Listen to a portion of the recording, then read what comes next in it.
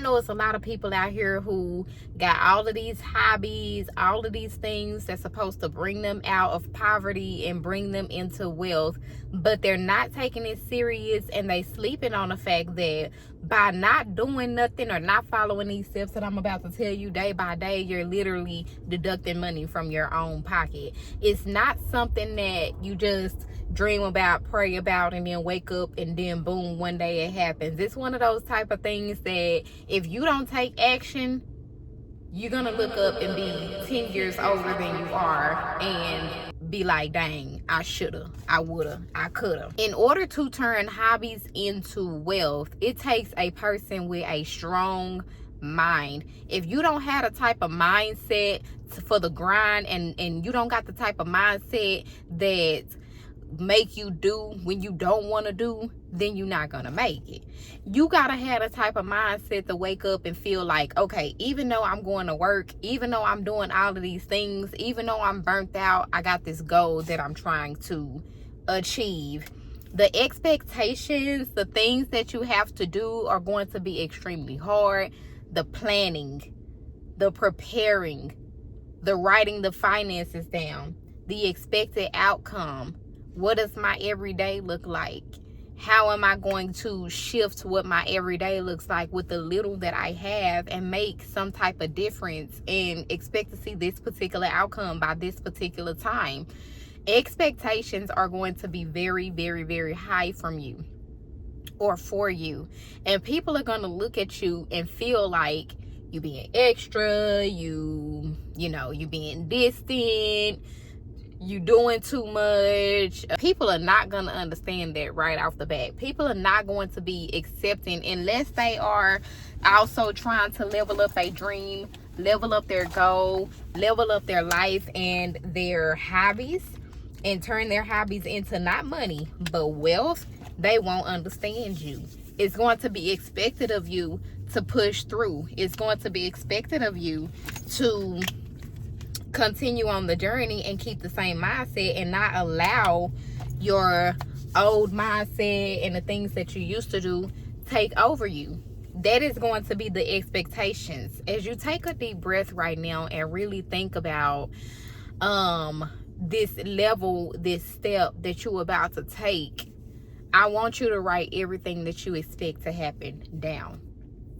And I want you to understand that it's about to be some work that has to get put in if you're going to make it from point A to point C.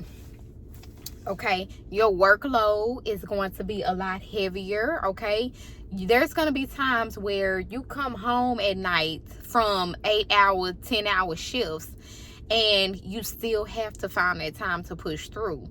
There's going to be times where you come home at night from, working, and you still got mouths to feed and a career. There's going to be times that you come home that you just be like, all I want to do is go to bed. All I want to do is chill and relax. You don't want to make yourself keep going. You just don't want to, okay? The workload is going to be heavy. Understand this. This is why one of my points, I'm going to tell y'all the key secret to getting all of this done, because on the outside, when you first start business, it looks like a lot. You see other people that had these businesses going, and it looks like the stuff just happened overnight. You have no idea how often they cried. You have no idea all the people that they've gotten advice from, all the friends they lost, all the sleepless nights. You have no idea what their actual workload was like. So it really takes a special kind of person to really push through and navigate these trenches, okay? Because, baby, these jumping from a 9 to 5 to entrepreneur, the trenches, baby, the trenches, okay? Your tribe is so important to what it is that you're doing. You do not want to look up in 10 years, in 5 years, and realize that the whole time you were hanging around the wrong type of people. You don't want to look back and be like, why didn't I do this? Why didn't I go over here? Why didn't I take that step? Evaluate your tribe. Evaluate your tribe to the point where you doing applications and resumes, okay, on people. They don't even know it, but it takes an application to get in my circle. What does your resume look like? What have you done and what are you doing? Okay, evaluate your tribe. Some people you can hang out every day of the other week. Some people you can only hang out with on holidays, okay, and that's just what it is. You know, it's not a shot to anybody, but it's just everybody don't speak the same language. Everybody don't have the same goal. Everybody's not going to the same destination. So where you spend your time and who you spend your time with, like, if I'm on the phone and I'm just gossiping with you and we ain't talking about nothing important, that's wasting my time. If I'm hanging out with you and we just kicking it and we drinking, but we not, you know, really talking about nothing, you're wasting my time. Like, I'm sorry, y'all, I was getting a phone call. But your tribe, your circle, it absolutely matters. Letting go of the world and what's going on. And when I say letting go, I'm talking about turning the phone off. Baby, you gotta turn the phone off, okay? Getting in the zone where you just meditating and you're not taking and talking to nobody. You know, you just isolating yourself. Those things the wise person always does. The wise person will get in their mind and mentally reset. Nobody that has these big dreams can just you're gonna burn out. And if your tribe ain't right, they're not gonna understand why you're doing what you're doing. You need people in your circle that got ideas, that also have plans, that also have dreams, that also have goals.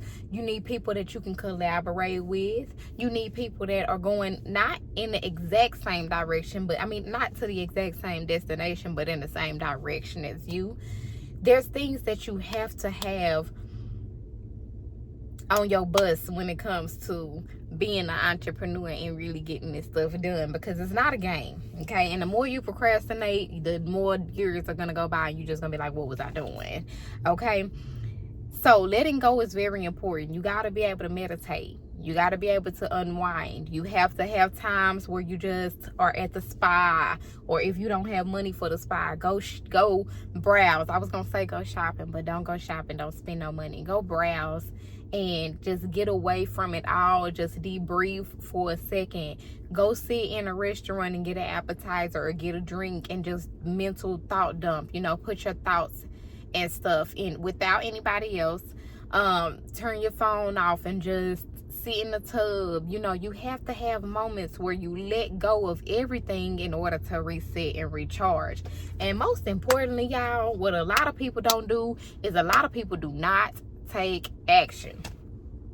I hate when a person can plan, and I'm talking about you can plan till your eyes pop out, but if you ain't taking action, what are we really doing? What are those plans just gonna be on paper? I mean, come on. Like, if you're not meeting new people, getting in new spaces, saving up the money, looking at inventory, doing the research, how do you even expect, like, what? Y'all let me know below, because that one I just don't understand. And keep your eyes on the prize, okay? Sometimes we get just a little taste of what it is that we've been waiting on, and we get comfortable, we get stagnant, we be like, okay, cool, I got it. And then we get tired of doing the work, and so we don't continue to push. But I'm telling you that even after you take action and you start to see just the minimal result, that's when you need to push harder. It's not wealth until it replaces the entire lifestyle that you have been living. It's not wealth until you no longer have to live in a way that you are displeased. It's not wealth until you don't have to work a 9 to 5, and you know you don't have to work a 9 to 5, and your kids don't have to work a 9 to 5, and your kids don't have to work a 9 to 5. That's when it's wealth. When you start getting pop-ups, offerings, and you start making a little bit of sales, you make about an extra $100 to $200 a month, maybe $500 or $600 a month. Okay, you're going good. That's not wealth, though.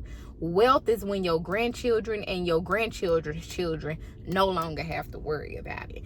So until you get to that point, keep your eye on the prize and keep pushing, y'all. I know it's a brand new year, so I'm not gonna new year, new me, you. I'm not gonna do that, because everybody is new year, new me, new year, do this. This should be every day of your life. I don't care if it's December 21st. It should be every day of your life that you want to level up your game and have wealth, have health. A lot of times we work these 9 to 5s, girl, we don't even have time to go work out if we wanted to.